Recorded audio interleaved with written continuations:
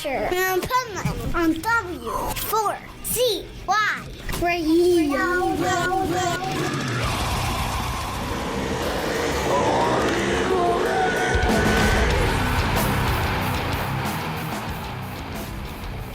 This is Pipeman here on the Adventures Pipeman W4CY Radio, and I'm here with Mike from the Ataris. Nice, here at Aftershock. We are. That's right. Have you ever played Aftershock? I can't remember. No, this is our first Aftershock. Yeah. Wow. So we feel very honored to have done it. So we're pretty stoked. We're coming hot off a Riot Fest in Chicago. Yeah, so I wanted to talk about that because it's funny.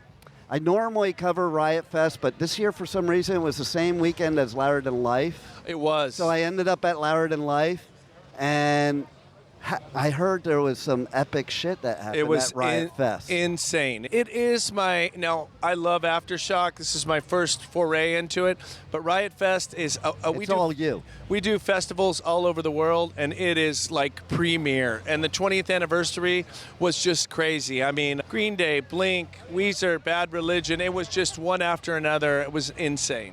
And what do you like as an artist about Riot Fest compared to other festivals? I like the album plays. We played our classic album, So Long Astoria. A lot of bands did that. Weezer did the Blue album. I really think album plays are a super cool thing for fans. And it gives you time. Like today our set was like 30 minutes. And 30 minutes we're just kind of getting warmed up. We killed it, but it's not that many songs for us. And so I do like playing a whole record. It's really awesome. Yeah, that is pretty cool. And I think the fans really dig it too, because I just think back to the old days where you bought an album and you sat down and you listened to it over and over and over again, read all the lyrics, looked at all the artwork, and it's just an experience that you just fall into. Exactly, yeah.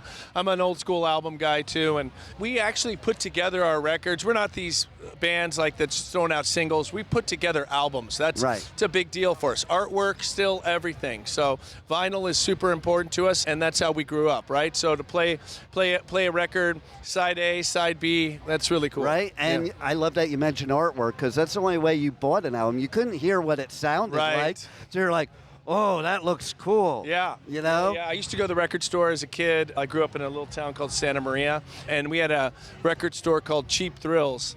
And I used to go to Cheap Thrills and just thumb through the albums, and I got turned on to bands like Witchfinder General because I love the album cover, you know what I mean? Stuff like that. They're a great band, but people have no idea. But the album cover is what sold me, right? So. Yeah, totally. I had the same experience down in L.A. I used to go to this little record store called Oz Records in the Valley, and every time I walked in there, the record store clerk would say, hey, check this band out. That's cool. Hey, check this. Turns out it was Brian Slagle. Oh, yeah, That's when he was starting Metal Blade. Wow. Okay, it was like, I told him a few years ago, I'm like, that was some genius marketing. He's like, I was just a record store clerk. Yeah. But it was brilliant. Yeah, we would listen to him. Yeah, where'd you grow up in the Valley?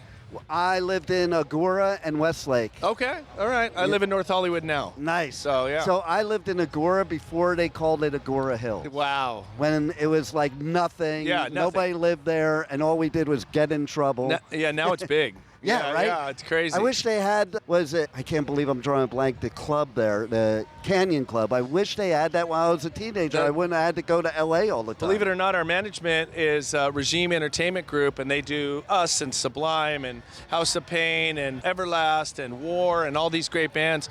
And their complex, they have this big complex is in Agora Hills. Nice. So it's right off the freeway. I'm like, wow, this is crazy. It's wild to me. Yeah, and they do studio. They have a studio there. They have screen printing facilities. They do everything's in house at Regime, and so it's really super cool. I love it. And so, if you were to pick one story, good or bad, in your whole musical journey, what would it be? One story. Oh, that's a hard one, right? Yeah, that one's insane because we've been a band 29 years Halloween. But I would say, wow. Yeah, it's a long time. But I have lots of stories I could pick, but off the top of my head, I like stories of, we were driving through Texas on our way to play a show with the Vandals and Lagwagon, and somebody crossed. In Texas, they don't have dividers. They have these ditches in between. And somebody swerved to miss an armadillo and came on the other side and caused a 13-car pileup. We were in our RV, and we were like going to cancel the tour. And then as we're sitting on the side of the road, we thought, oh, okay, well, maybe we'll just cancel a couple shows and try to get back after it. And then after a couple more hours passed, we thought, I wonder if we can make the show. So we hitched a ride on this flatbed truck, and we made it to the club in Dallas, and we played probably the show of our lives because we almost lost our lives in that crash. So wow. That was a really cool one. That is cool. And let me ask you, speaking about old days, what do you miss about the old days when you were broke on the road and playing gigs and like not having anything? I do like the closeness of the band back then. Now, all four of us live in different parts of the country, literally. Right. We don't rehearse. We know our stuff enough. We rehearse at home on our own, and we come together and we play rock shows, and it's super cool. We all have wives, kids now, that kind of thing. But, you know, one of us lives in Phoenix, I'm in North Hollywood, the other one's in San Francisco, the other one's in New York. So it's really that kind of camaraderie, us in the van for 3 months. It doesn't exist anymore. We're still friends, and we live through those times. See, I love that to hear that. Yeah, we're still friends, and we lived through those times. But that was 4 kids, like, against the world, right? Right. So, yeah, it was cool. It is a vibe. Yeah. And you either have people like you that are still friends or people that go on that same journey and hate each other. It's funny, I played, I forgot what it was called, but it was a big touring festival in Australia, and Linkin Park was on that.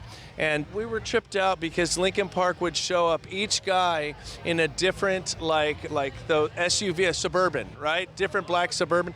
They don't talk to each other. They weren't friends. It was when Chester was still alive. But I always thought, man, that's kind of a bummer way to live, you know? So I think it portrays on stage, too, because you can tell who has chemistry and who's just up there doing their job. At that time, you could definitely tell. I think now that maybe that they've lost Chester and all of those things happened, I think maybe now that they've kind of got some of that back. It's a different chemistry, obviously, but I think that they're trying to obtain that again. But at that time, it was 2014, and yeah, I thought it was really strange because it's one thing to live apart, but we all joke and hang out and stuff like that. So you gotta be friends. We're all friends. We do stuff, Riot Fest. We're all running to see Jawbreaker on the side of the stage or Bad Religion on the side of the stage. Nice. Yeah. So is there anything else that we haven't talked about that you want to let the listeners know? Definitely our first new single, number 51 on the alternative charts this week, is called Amazing, right? Car Song. It's like hung around. It's not ever shot to the top, but for 5 months it's hung in the 40s and 50s. So it's like one radio station will pick it up, another one will go through it. So Car Song is out there. Stream it, download it, check it out, pick it up. The new album comes out early next year. And it is a badass song. It is. Thank you. Appreciate it. And I love when artists doing this many years can still come out with something fresh. Thanks. I appreciate it. Well, we appreciate you being here at Aftershock, and thanks for being on the Adventures of Pipeman. Nice to meet you. Now this victory dance, it belongs to you and I. Hey, this is Mike from the Ataris, and you're listening to Pipeman on W4CY Radio.